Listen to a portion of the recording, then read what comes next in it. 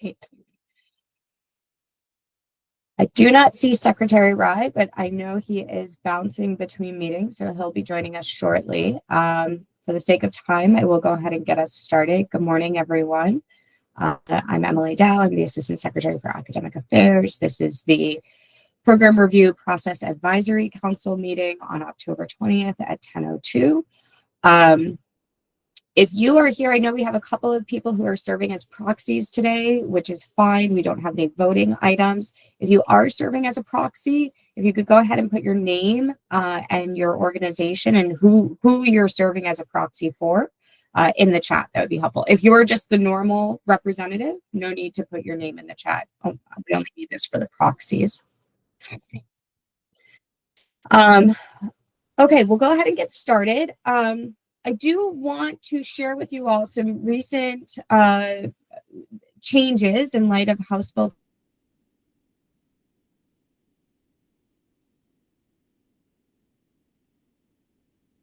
Freeze. Let me see. Did I freeze there? I did. Okay. You all froze, so I figure I was the one that was freezing. Let me close out a few things here so that I'm not over exerting my computer. Okay, let's start that over. Wanted to provide some updates. Good morning.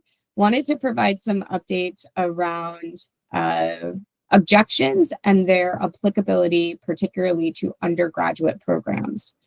House Bill 1244 made, as you know, a number of changes to the statutory authority around program approval and the process and the requirements of program approval. One of those changes includes language that has now been revised to indicate, for all intents and purposes, that objections will now only apply to graduate programs using existing resources. What that means is that if we have a proposal from an institution, an undergraduate proposal, from an institution, and the institution says that they are using existing resources, an objection is not within the commission's purview to entertain. So objections to new undergraduate programs using existing programs are no longer something we will consider. If it is a new program using new resources, a new undergraduate program using new resources, then the objections are allowable. And objections are allowable for all graduate programs using new resources or using existing resources. I know that's a little confusing, and we're working on some language to clarify and put in writing, but wanted to at least verbally let you all have that update, and we can open it up for discussion. President Ginsburg. Emily, could you just define for us what existing and new resources means? This is a great question. We do not have a definition. We do not have a definition of what is so kind of two parts there. We do not have a definition of what is a resource. We do not have a definition of when it is existing versus when it's new. Those are kind of complicated. So right now we are leaning on the institutions to tell us if they are using existing resources or if they are using new resources. We recognize there's no definition right now. Could I maybe help your consideration of it? So please, we would welcome it. That existing resources, from my point of view, should include resources that the university currently has that may be reallocated from one area to another area. In other words, if you start an undergraduate program, the chances are you may be ending an undergraduate program, which would free up resources to divert. Or maybe an undergraduate program has fewer students now than it did, and they have less faculty. And so there's a chance to move a faculty line from one to the other. So I hope when you consider this, it's not a question of what the resources are within a particular area, because that could become despondent and not allow for any innovation. But I understand, we're not going back to the state asking for $4 million of new resources to create a new program. But I hope there's some grace about the reallocation of existing dollars within the university's current budgetary structure. We appreciate that comment, and can understand the importance of allowing for some flexibility around reallocation of resources, and Thanks. whether and the consideration of whether or not that's new or not within the institution. Thank you. President Anderson. Thank you very much, Dr. Dow. First of all, thank you for explaining the House bill and its purpose and its intent. A couple things. One, can you give an example of what you mean by new versus existing, as far as an academic program might be concerned? And two, what is the evidence you're going to use to determine whether it is new or existing resources?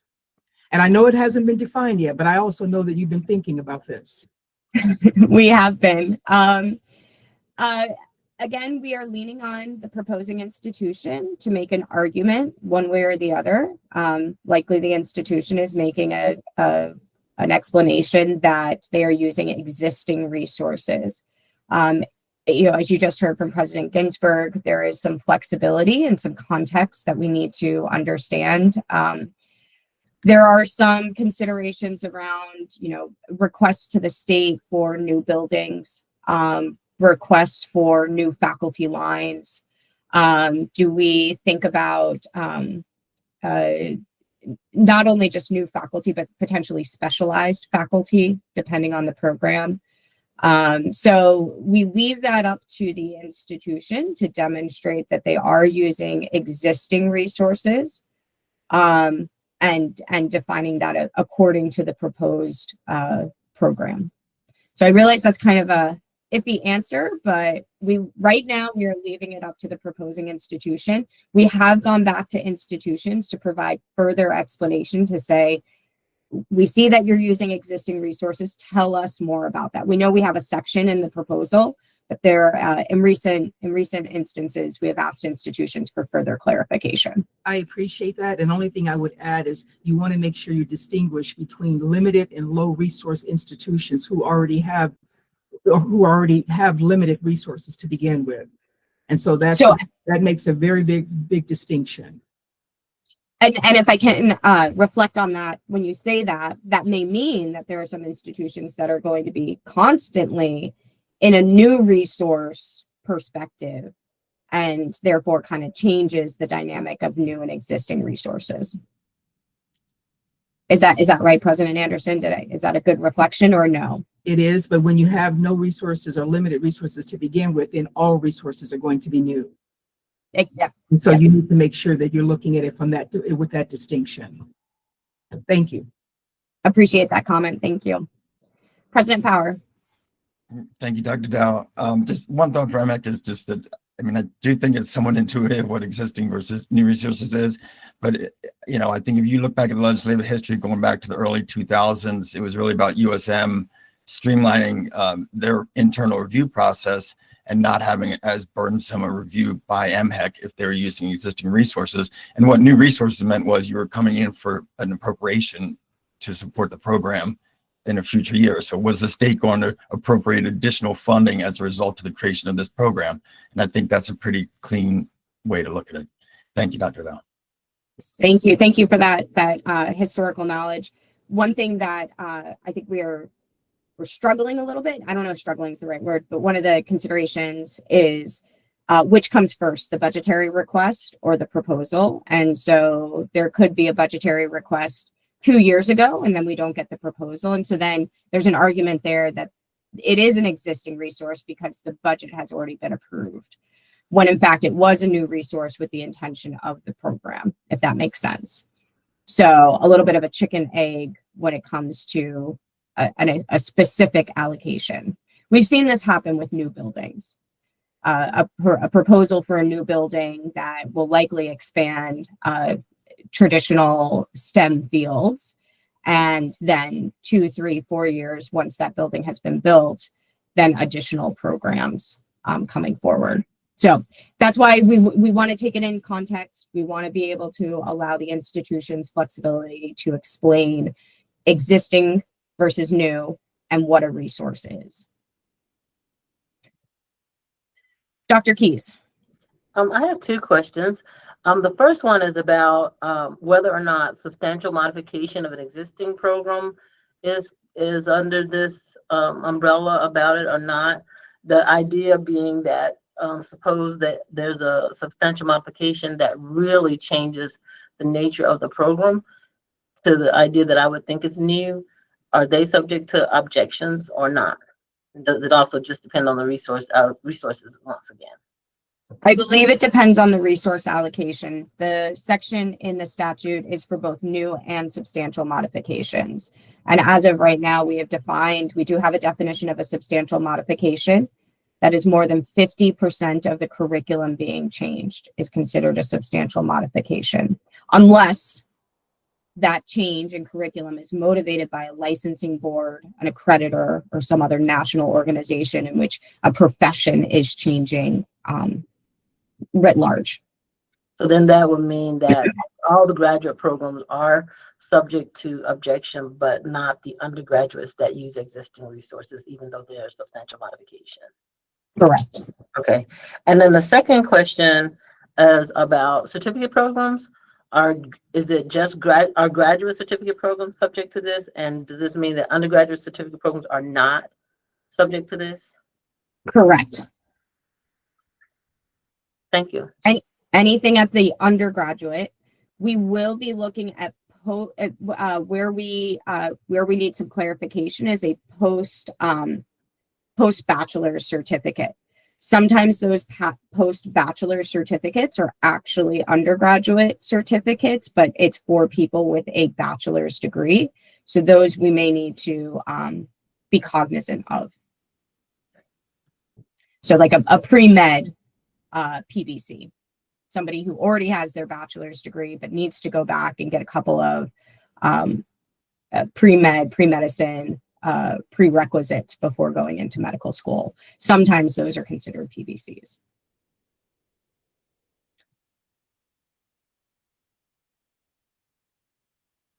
Thank you. That was it. Yeah. Okay. One other thing before we move on from this topic is even though we will not entertain objections for undergraduate programs using existing resources moving forward, we will still circulate the proposals so that we do feel like it's important that we are transparent in sharing proposed programs, that we will continue to review them to meet regulatory standards. But they will be circulated. They will have a slightly different memo that says that we are circulating this for transparency purposes, but no objections. Institutions can share comments. We will continue to welcome comments, but not formal objections. Any additional questions on that change in process? I'm just curious from a process point of view, and we don't have first-time undergrad programs here, so this isn't going to impact us. But I am curious about how you're going to look at the comments, because even though an institution, it says you're not accepting objections, one could lodge objections in comments, and how are those going to be taken into consideration and weighted in your decision making? Because if I'm I'm just being devil's advocate here, as again, we really don't have a dog in this particular fight. But if I'm a proposing institution and the commission is looking at comments, how do I know that comments that may be objecting to the program aren't going to influence the commission's ultimate decision on the program? Absolutely. It's a great question. And Dr. Ward, I appreciate you prefacing that, certainly under Secretary Rye's leadership, we bring comments and all the materials relevant to a variety of proposals to him. So I do want to reiterate that comments don't just go into a file drawer. They are reviewed both by staff and by leadership. And depending on the nature of the comment, we would follow up accordingly. There are some comments that we have received where we say, that's good to know, helpful information, helpful perspective. And there have been times where we have received comments that required more detailed action from the agency, depending on the circumstances. So Secretary Rye, I don't want to put words in your mouth, but certainly under his leadership, comments don't go into a file drawer. Secretary Rye, I don't know if you want to add anything to that. I think that comments, first of all, are very helpful in doing what we want to do. And they are discussed, analyzed, and sometimes we call institutions. Sometimes we all try to get some expert opinion also if we want to understand something. So they are given due importance, and we will continue to do that. Yeah, so that gets to the heart of my question, though, which is, how do you guard against objections masquerading as comments, which are given due consideration because you don't put them in a drawer, because you do give them due consideration. So how do you mitigate against that? Sure. I mean, the reality is that an objection, I'm so sorry, Secretary Rye, do you want to take that? Okay. Thank you. I apologize. An objection does have a heavier weight. An objection is substantively different than a comment. And so I wouldn't be surprised if we get comments that are really objections, but in light of the statutory authority, they will be considered comments. I hope that helps. Thanks. Thank you. Okay, so some process update changes there. The second item that I wanted to provide some updates on are letters of intent, and just give you a status update. As many of you know, we opened up the letter of intent process only for graduate programs. For October 1st, we received 28 letters of intent. 23 of them came from our private and independent institutions. So thank you, President Power, for getting the word out, and our private and independent colleagues on the call. And then 5 of them came from our public institutions. Staff is currently reviewing those letters of intent. We did circulate a notification that we asked institutions to hold off on any new submissions for the 15th. Simply so that we could get through this process at least one round. So we appreciate campuses holding off on any new letters of intent while we review them, and especially considering 28 different letters of intent. We are on track to provide responses to the relevant campuses by the end of the month, either October 30th, October 31st, and October 31st is a Friday. If you could give us a little grace, we may have some letters going out on November 3rd, that following Monday. So towards the end of the month, it's a variety of programs with a variety of considerations. I will say that there are some programs that are relatively unique, non-duplicative, although they may have some opportunity for collaboration. So we are reviewing all of those. And again, we'll have letters back out to the campuses by the end of the month.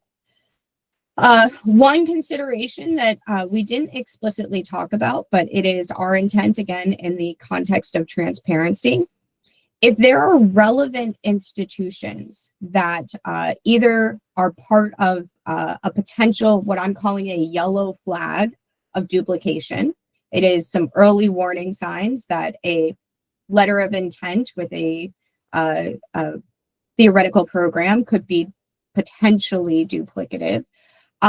We will be copying the relevant institutions on our feedback. So even if you weren't an institution that submitted a letter of intent this round, you may very well be getting copied on a response back to an institution that did submit a letter of intent, because you have an existing program that either is a yellow flag for duplication or there's some potential for collaboration. So wanted to keep you all in the loop on that and just put that on your radar. We will be communicating back to campus presidents, and we will make our best effort to both copy other campus presidents as well as the provosts of all the relevant institutions. So we'll leave it at presidents and provosts as the primary folks that we communicate with. We will again accept the next round of letters of intent, what would be November 1st, but November 1st falls on a Saturday, so that would be actually November 3rd would be our next acceptance date, Monday, November 3rd. We will likely again ask no submissions on the 15th in November, just simply so that we can, once again, make sure we have a decent process before really hitting the road with a 1st and 15th submission timeline cadence. Dr. Keyes. Well, you're a mind reader, Dr. Dow. You're a mind reader, because those are exactly where I was going with this, was to ask pretty much if you had an idea of if 15th and 1st would be normal, or will you return to that probably in the fall, or spring, or you'll give us an update when you do. Yeah, that is our expectation, is that we would accept letters of intent on a fairly regular basis on the 15th, on the 1st and the 15th.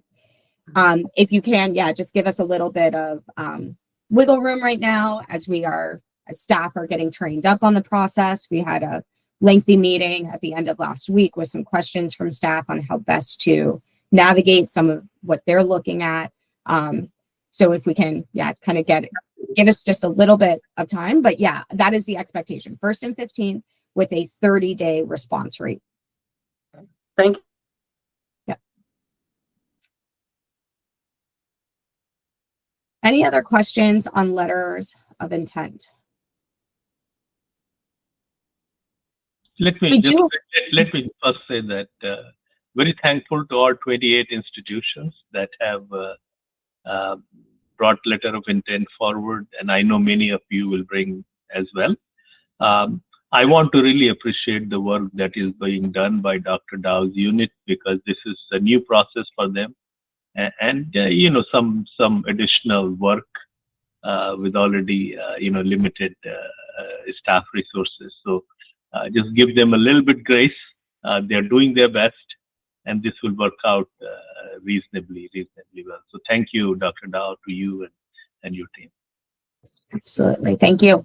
Yeah, we're excited. Honestly, some of the letters of intent are some interesting programs. So as always, campuses are being innovative, and we hope that you all see this as an opportunity for us to weigh in a little earlier and be a collaborator with your campuses as programs are developed, and an opportunity for us to provide some yellow flags around potential duplication and opportunities for collaboration and facilitate those collaborative efforts.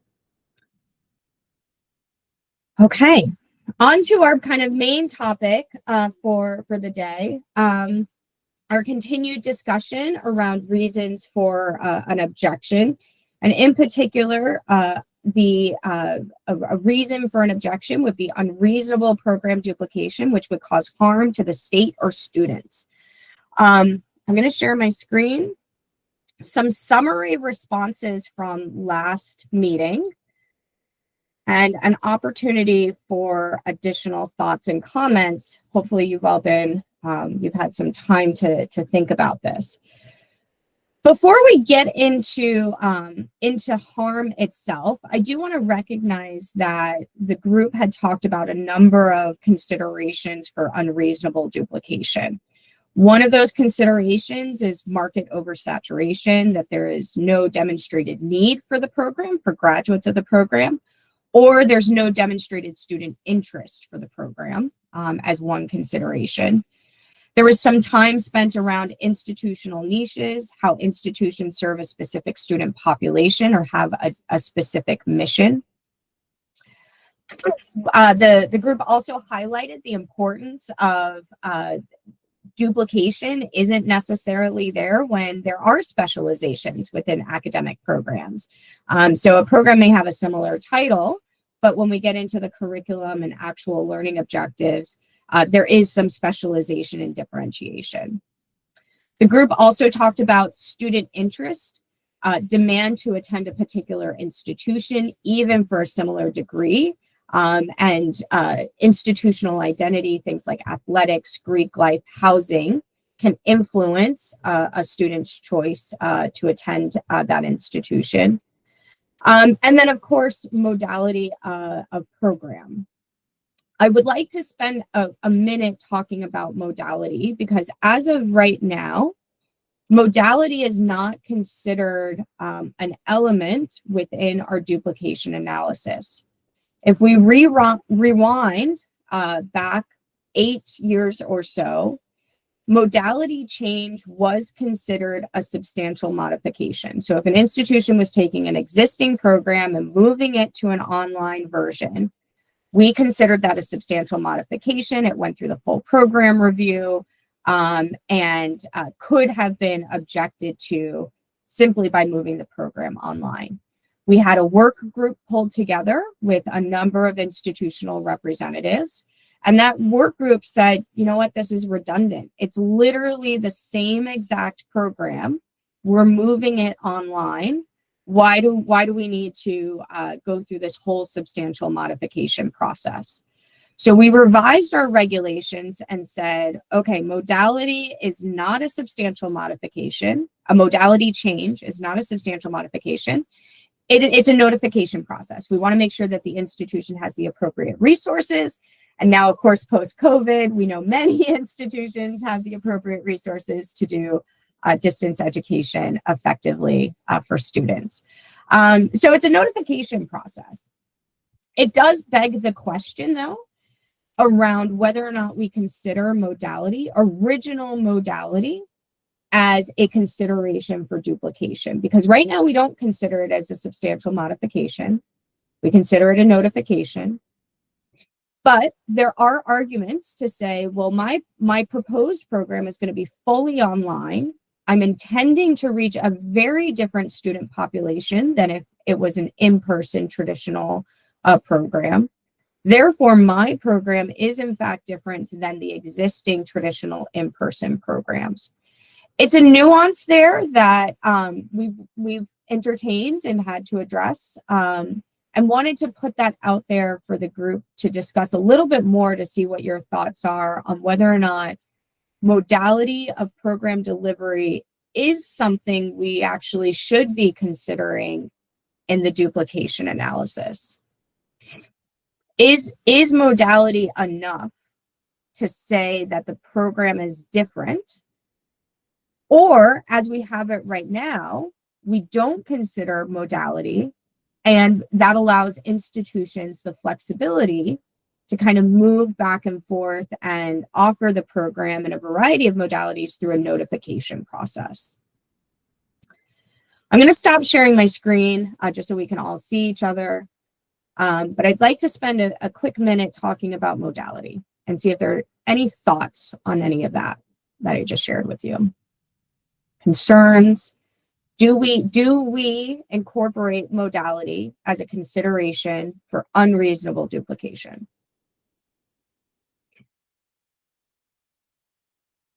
I see a few of you thinking.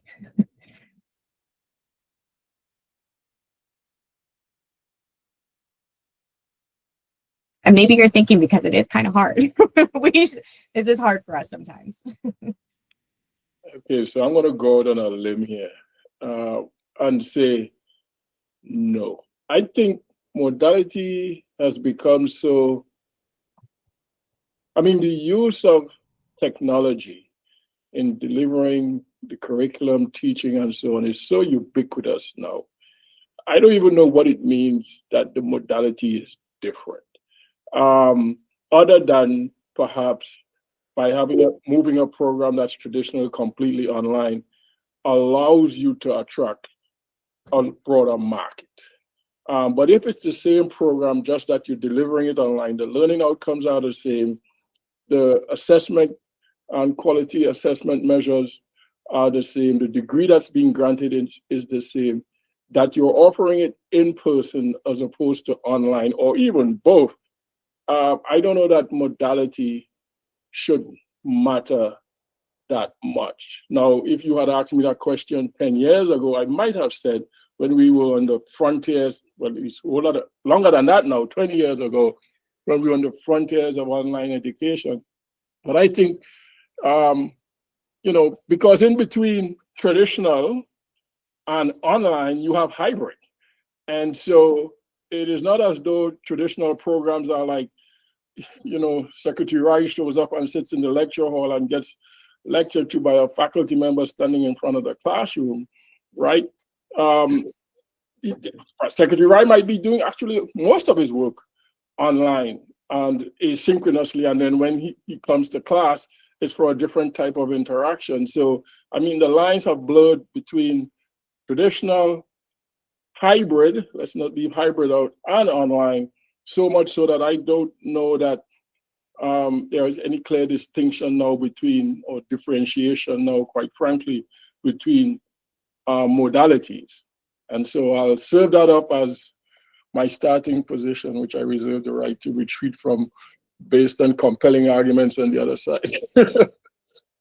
Thank you, Dr. Ward. And yes, I do want to say that this is obviously a public meeting. It is being recorded, but we will not hold anybody to these comments. And you absolutely have the right to kind of go back and forth.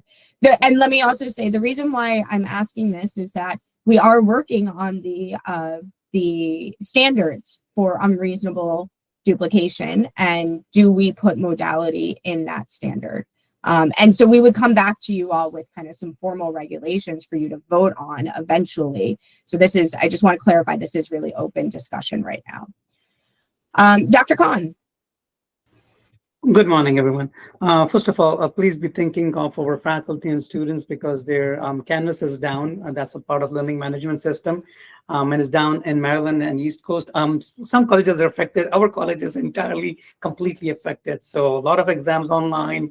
So talk about modality, Dr. Ward, so it's going to be a challenge for us all. I do agree with Dr. Ward. The lines are so blurred right now. I think modality could contribute, but on its own, I don't think it is sufficient. Where I will agree with is if it serves such a distinct student population with extremely limited access. What I'm really looking at is there an unmet need? And I think that's where it matters. That's helpful. So being able to provide a program online because there's such a high demand, and even if it's not about accessing students outside of Maryland, making it online, having flexibility in the delivery. Say, for example, right, when many of campuses did all sorts of changes in their allied health programming to meet the need of COVID, we backed off and said, you know what, absolutely, go and do all the things that you need to do. We don't need to stand in your way of meeting the need. Is that what you're referring to? That if there is a very clear demonstrated need? Yes. Yeah. I think that will be the challenge on the faculty proposing and for the leadership to bring it forward. Yeah.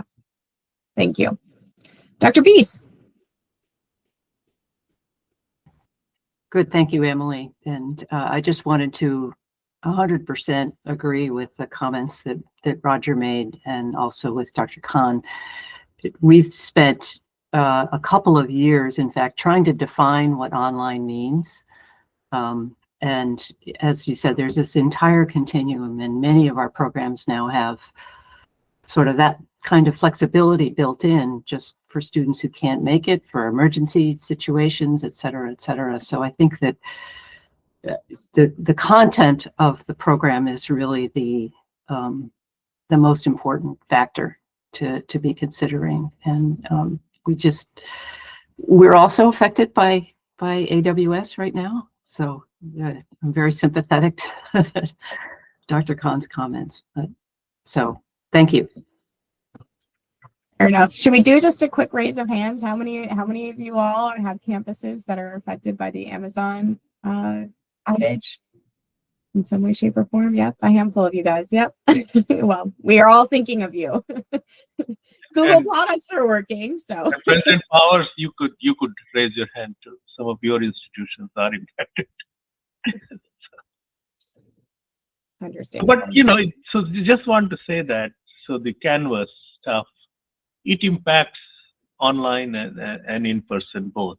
We shouldn't think that it's only one. Absolutely. Absolutely. Yeah.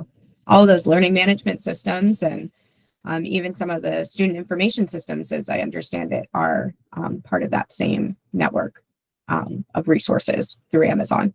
So yeah, thank you, Secretary Rai. Okay, we'll move on from this conversation. Oh, Dr. Ganji. There we go. Can you hear me? Yes. So I entirely agree with what everyone said about the changing nature of our educational programs, right? We will have many more hybrid programs. We will have much more integration with online modality. But to the points that were raised about how this intersects with market and student interest, I think is critically important, right? Because you all are focused on Maryland, right? We are focused on the world, right? And I think we would hate to see, clashes in what you see as, or others see as, unreasonable duplication versus programs that we are trying to market and with online and other technologies have the ability to serve student needs that are very broad. So I don't want to completely discount modality, only because I do think it intersects with interest and saturation issues. Appreciate that comment. Well, we'll take a pause on this, something for you all to be kind of thinking about as we continue through some additional conversations. I do want to put on your radar that as part of House Bill 1244, we are expected to come up with a process, a separate process for programs completely online. They are intended to be completely online, never intended to be in person, and serve a majority, or intend to serve a majority, of non-Maryland students. So we will be coming back to this group probably in 3 or 4 months, sometime next spring, to talk through what that process should look like.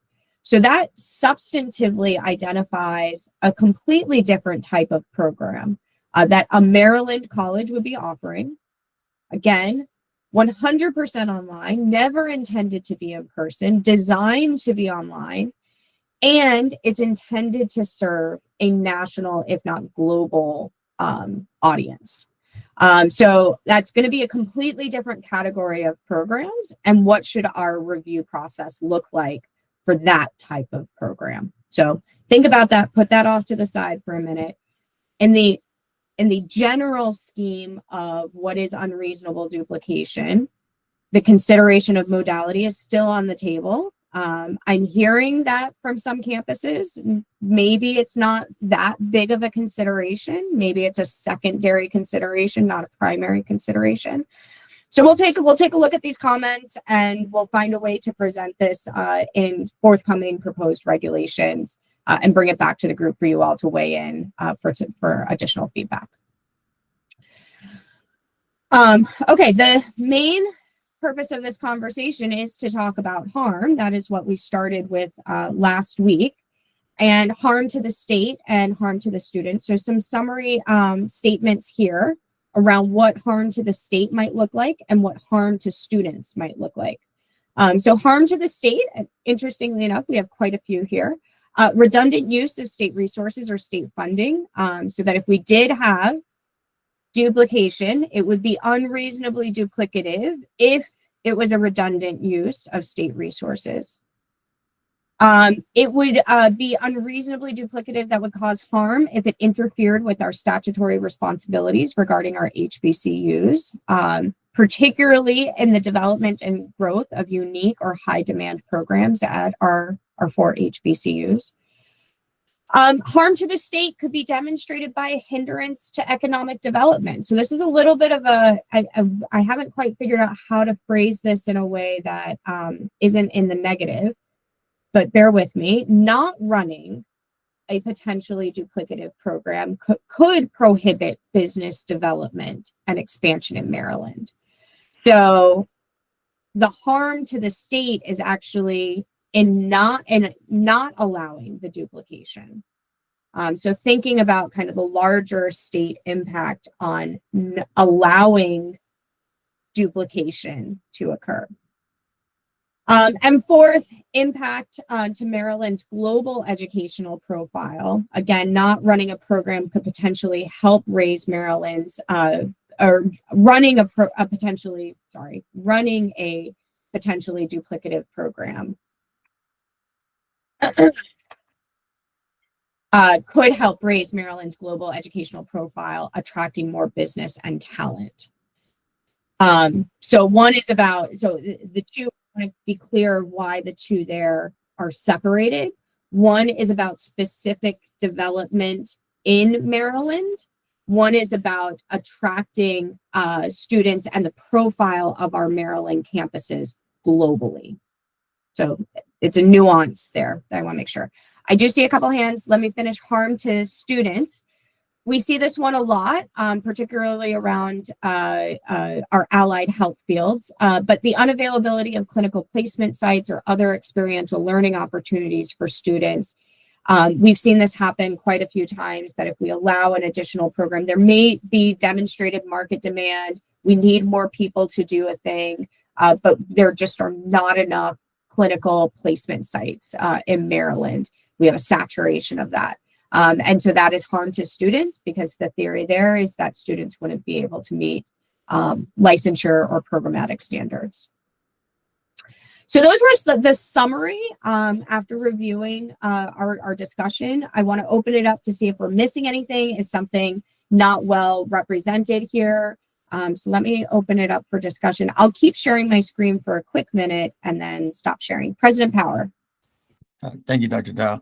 I think in certain instances, it doesn't make sense to have in there the not running of the programs. That would be the defense of a proposing institution once an objection was filed, and it might be cleaner to just sort of focus on the basis of an objection rather than sort of the defense of an objection. If the basis of the objection is harm to the state, what does that look like? Yeah, I appreciate that. Yeah, I think I need to try to work the wording there a little bit. Yeah, thank you. Helpful feedback. Others. Harm to the state, harm to students.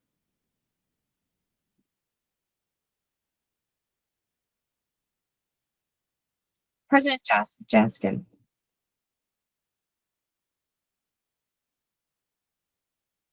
Sorry, I couldn't get off mute. In terms of the clinical placement sites, I wonder to what extent we are relying on institutions to tell us that there are not enough site placements versus our commitment. You know, when we're working with institutions, if a local hospital is telling us, yes, we can accept your, students, we have enough placements. I'm a little bit concerned about because there's obviously an incentive for institutions to not want other programs in the marketplace. And so I feel like if institutions have letters from hospitals or other entities indicating that there are available site placements, that should override an institution's feeling that there may not be enough, right? So it's kind of it's a difficult, you're not getting the source of the information if it's coming from institutions. Appreciate that feedback. We have adopted the practice. I mean, fact check might not be the right word, but we will have conversations with clinical placement sites when this comes up so that we can understand from a more neutral perspective, is there really a challenge there in securing clinical placement sites? What does that look like? Is there an availability for expansion? So we do try to do that work on our end to balance one institution's perspective over another. President Ginsburg. Yeah, thanks, Emily. A couple of things. One of the clinical sites, I think that's a little bit of a slippery slope too, as we said, because that's kind of pliable. When new programs come about, there are the opportunities to develop new clinical sites, or some institutions may say, we need these people, physician assistants, nurses, so much that we will create new opportunities for clinical sites. And so I think that's a bit of a natural inhibitor that may not have a lot of rationality to it. But I want to get to the issue of redundant resources. Look, the reality of it is that any new program will, by definition, take on new resources. And so to have that as a disqualifier when it's an essential aspect seems to me to be also an irrationality. I think it's not I think it's more how resources are allocated by an institution. I might decide here at Towson that we need a new program more than an existing program. That new program will take new resources, but it may be a reallocation of other resources, or it may be philanthropy monies, or maybe that will go to the state and say, you know, we need a program in a healthcare field, or we need a new cyber program, or we need something that the state really needs that will require new resources. And so I think to consider that a disqualifier actually does not recognize the compelling market need and the compelling economic need that some of these programs may have. So I would urge us to think again about that and maybe reframe it. I understand the intent, but I think it could be used as a sword rather than as a rational reason to deny a new program. Absolutely fair. Yeah. We hear this a lot from our legislature and from elected officials, not necessarily from campuses. So I just want to share where we often hear concern about redundant use of resources. Yeah, I think it should be the business of campuses to decide about what resources they need, not the business of MHEC. I think MHEC ought to decide, is the program necessary? And again, I want to just, while I have the floor for a second, say what I've said at each one of these meetings, that I think the issue isn't redundancy. I think the issue is the appropriateness of where there needs to be duplication, not where duplication is an error. Duplication is, by definition, in my view, an asset. It creates market conditions for excellence. It creates quality improvement, and it creates a bigger market for these programs. And so the bias, again, I've said this at each meeting, the bias towards duplication being bad as opposed to the duplication as an asset, I think is lost, continues to be lost in the rhetoric. Yeah. I think, history will tell us that duplication is problematic. We've had Well, it depends on your perspective. There's the bias again. That's the bias, as opposed to thinking differently about the economic development needs of our state. So I want to caution you to refrain from that bias. I hear it all the time. A long multi-million-dollar coalition case would suggest otherwise. I get it. I understand that, but I think we need to think. This is an opportunity to think opportunistically, not necessarily only historically. Appreciate that. Thank you. Chancellor. Oh, sir, you're on mute.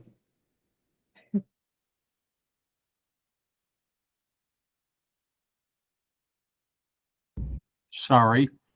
Can you hear me? Yes. Just a fine point, perhaps, related to clinical sites that I think we should keep in mind. If we count heads, there may be sufficient preceptors to accommodate our programs. If we also factor in the fact that clinical preceptors, and they often do it and have a right to do it, say, I will provide training for your students, but here's what it's going to cost you.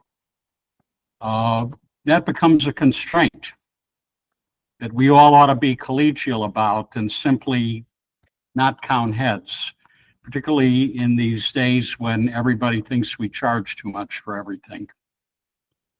Thanks.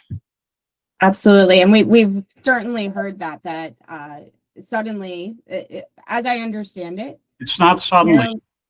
well, Maryland institutions have agreed to the extent of possible to prohibit, eliminate, not have to pay preceptors for clinical placement sites.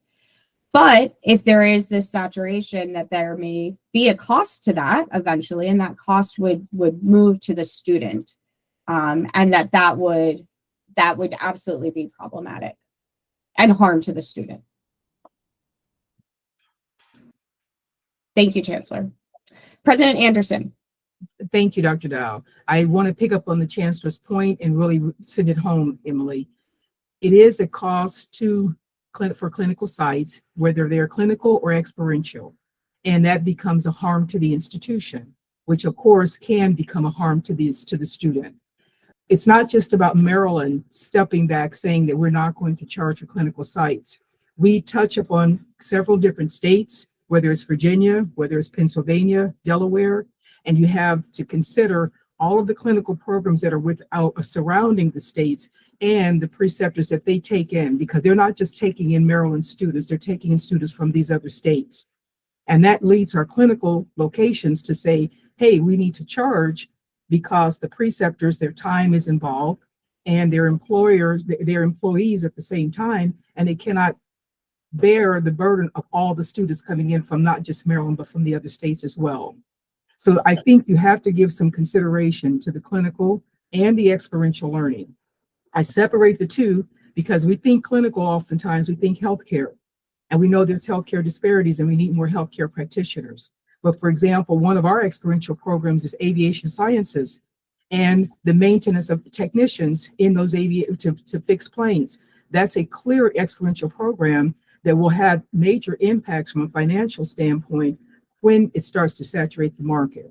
So I'm just saying this is something I think you have to take in consideration, and whether it's undergraduate or graduate program, and say that this is one of those factors that we need to make sure we stay on top of and really look from a rational standpoint and see that it is going to do harm, not just to the institute, to the student, not just to the state, but also to the institution. Appreciate that and that clarification. Yeah, Thank you. and let me add one other point. The other place it does harm for the institution is from the accreditation side, because when it gets to a point that your clinical locations or experiential locations are asking you to charge, that impacts us on the accreditation for these particular programs, and it becomes very much an external force that we have to consider.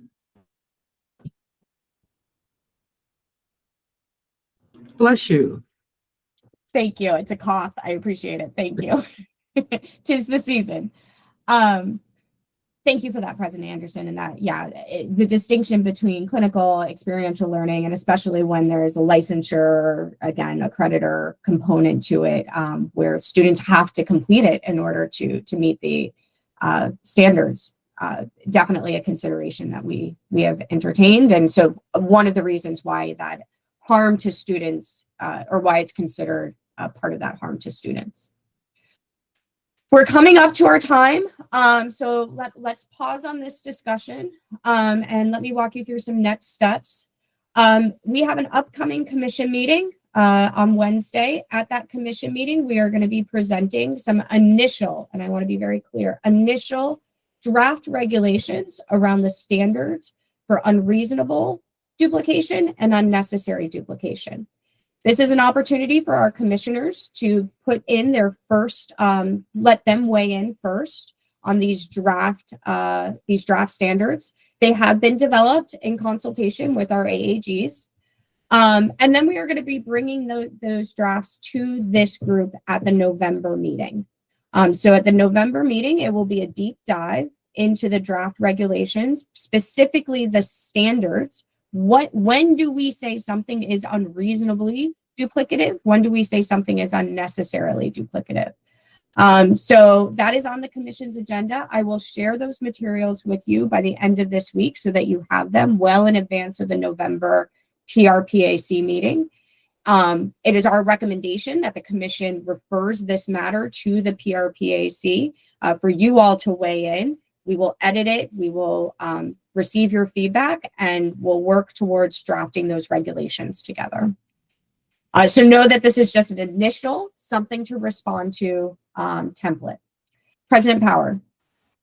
Thanks, Dr. Down. I think I may have said this before, but I still feel like we're doing things sort of backward in that we're the advisory body, and then we have these discussions, but then you're drafting regulations that go directly to the commission and then get put back down to the advisory body. And it just, if you could seek clarification from the commission on whether they would prefer this body propose things and work on those draft regulations with you for their consideration rather than it sort of working in reverse, I think, at least on my end, it would be appreciated. Sure. Yeah, we can get clarification on that. The point of this is so that the commission sees the very first version of this. They then can see the changes that needed to be made in light of this group's advisement. So it's, again, this is just a something for everybody to respond to as an initial run. It is not, they are not approving anything. It is an opportunity for them to at least provide their first weigh in, their sense of priorities when it comes to unreasonable duplication, so that we can have that on public record and then bring it to the advisory council to do deep dive. Yeah, I think that this body will have ample of opportunity to give feedback and rewrite things. But one caution that our AG has suggested a couple of times, that we can't change the law. So you know, we have to work within the confinements of the law. We will get clarity for you, President Power, that is their preference and process. Thank you, Secretary Rai, in emphasizing this is the obligation of MHEC as delegated by the General Assembly. Okay, with that, one more administrative change. Our next meeting is November. I will pull up the date real quick. Based on, you might remember we talked about this over the summer. We are changing the time for the November meeting. It will be 9 a.m. on November 17th. You all should have the calendar invite, but wanted to explicitly state 9 a.m. on November 17th. We will meet again then. Thank you, everyone. Helpful conversations. Thank you. Bye-bye.